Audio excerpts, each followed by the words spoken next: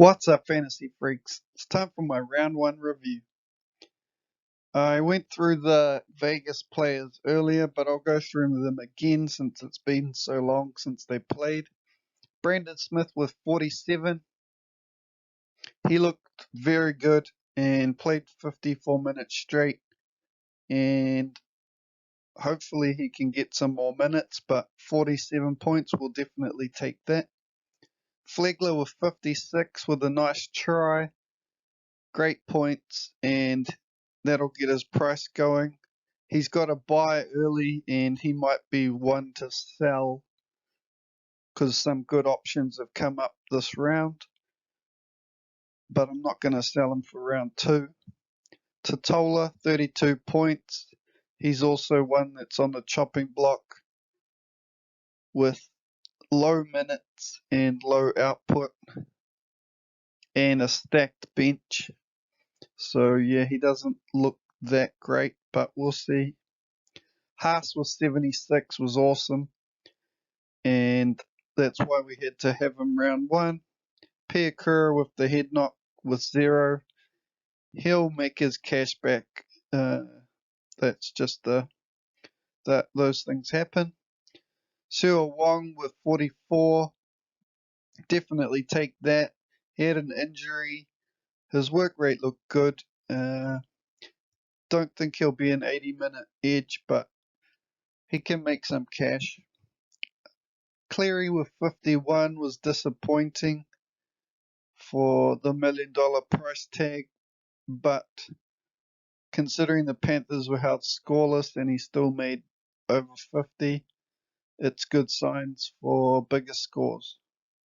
Hutchison with 34, similar to Cleary, just the Dogs weren't that great on attack, and with Salmon getting moved to centre, yeah, it just looked a bit clunky, so hopefully that will improve. Strange with 21, he just did the bare minimum, made his tackles, and I'm sure his role will grow as the season goes on.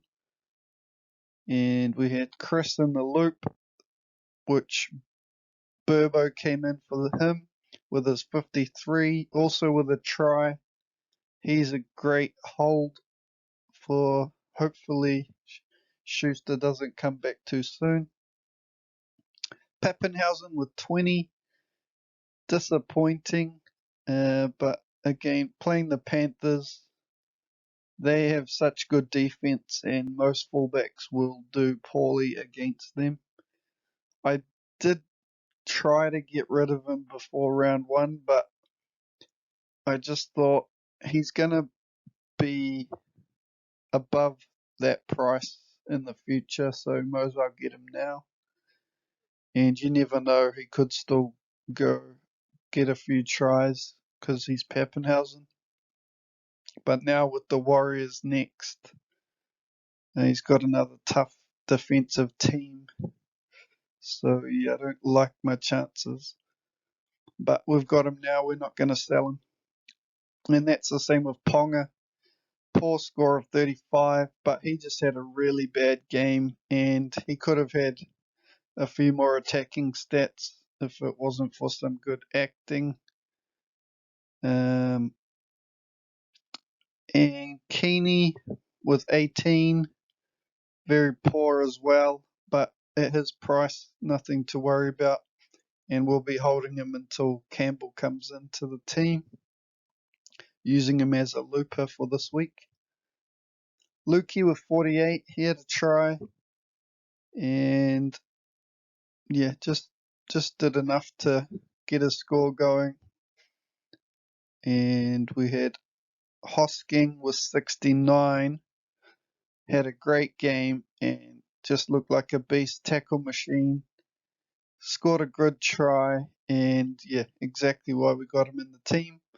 Lussick with 44, great score from him with a 40-20. He didn't get the 80 minutes like I was hoping, but the Eels were well out in front, so they didn't need him. So I think potentially he'll get those bigger minutes. Campbell in the loop position So with the debacle of the Dogs Eels game not locking out, it cost me Flanagan's score. I'd moved Flanagan into Campbell's position, but because I didn't put Hughes and Salmon back to where they were supposed to be, well, I don't even know if that would have made a difference, but uh, got reverted back, and Flanagan, as you can see, is at the last emergency. But so I ended up with Hughes as 25. Not that big a deal, but I just hope that there weren't other players out there that it cost them a lot more points, because that's pretty shit, considering the game has made the error, not me, or the people that have played within the rules and then got affected. What else we got? Salmon with 29, as he got moved to centre when what's his name, Addo-Carr got taken off, and Salmon doesn't look like a centre. He looked a bit out of his depth, so hopefully he's back in the middle and his scores will go up. And Flanagan with 36 with a nice try as well, and it's a bit concerning. Hunt's still the dominant playmaker, but we'll just keep him and hopefully he makes a little bit more money. So that's my round one review. Let's move on to my trades.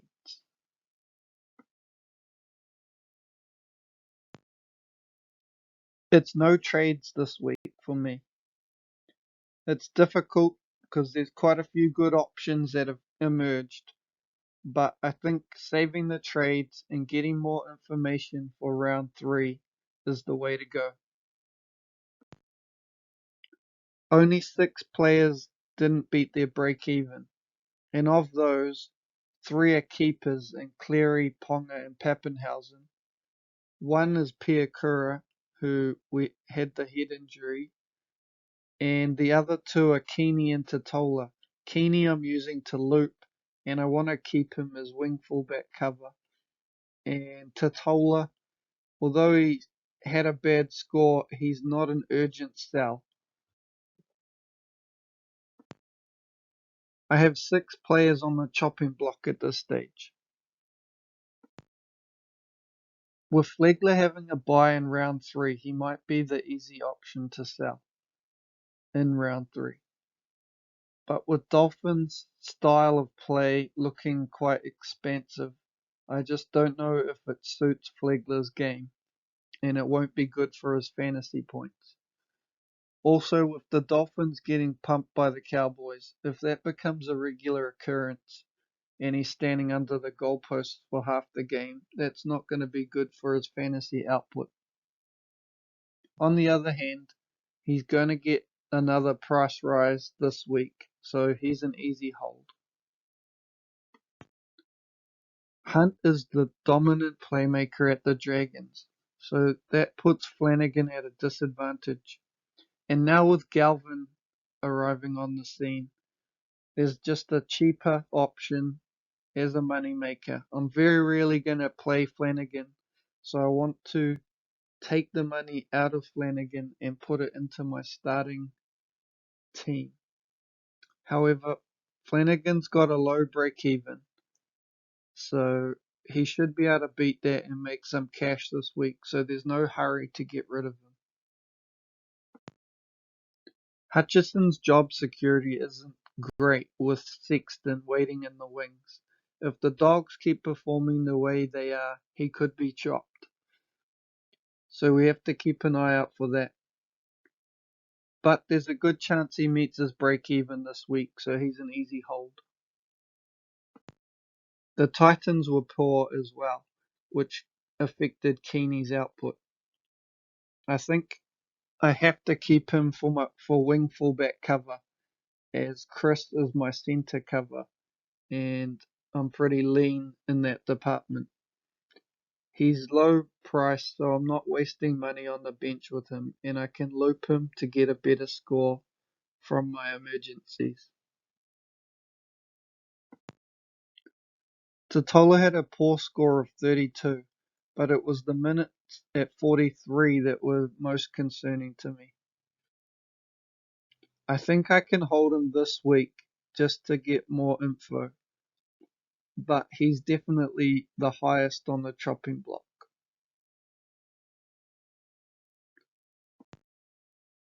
A 20 from Pappenhausen is definitely not what we wanted. He's got a high BE this week too of 44, and then he's got a bye. He doesn't have the goal kicking, and yeah, he's second on the chopping block.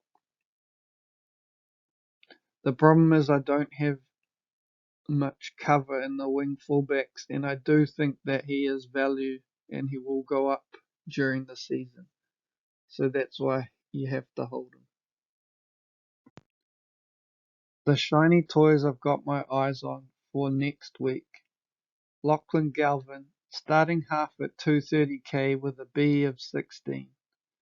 I just want to see how he goes. With Caesar on the bench and he's a young player, it'll be interesting to see that he gets named again in round 3.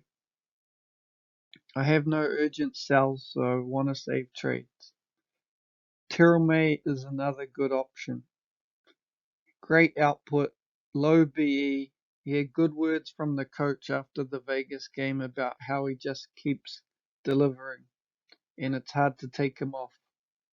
Now with Leniu gone, there is the opportunity for more minutes,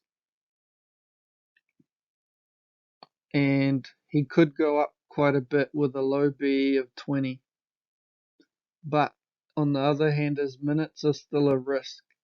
With Collins and Hargreaves, they're two international props, and with Radley playing 80 as well, there's just not a lot of minutes to go around. Taylor May, dual position is very handy.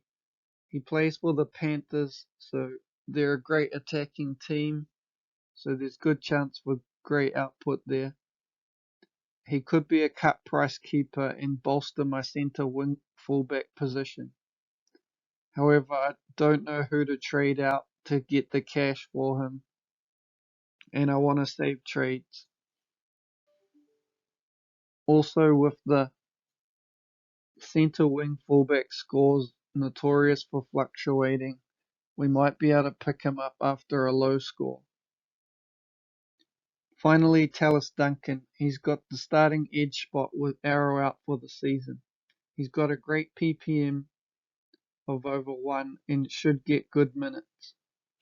However, with Murray getting moved to the edge sometimes, that could eat into his minutes, and I just want to see for a round just to make sure he's got that role and to see how good he is. Uh, yeah, pretty much to pass the eye test before I get him. There is the potential to be overcautious, like I was last season when I didn't get Cartwright because I just didn't think he was going to lock up that edge spot, which ended up costing me big time as he went on to become one of the best cash cows. In saying that, I think if I maintain the same strategy of being cautious the whole season and save those trades, I'll be rewarded at the back end of the season when everybody else has none. Well, that's it for this video. Let me know if there's anything you like or don't like about this, and I'll try to improve as the season goes on.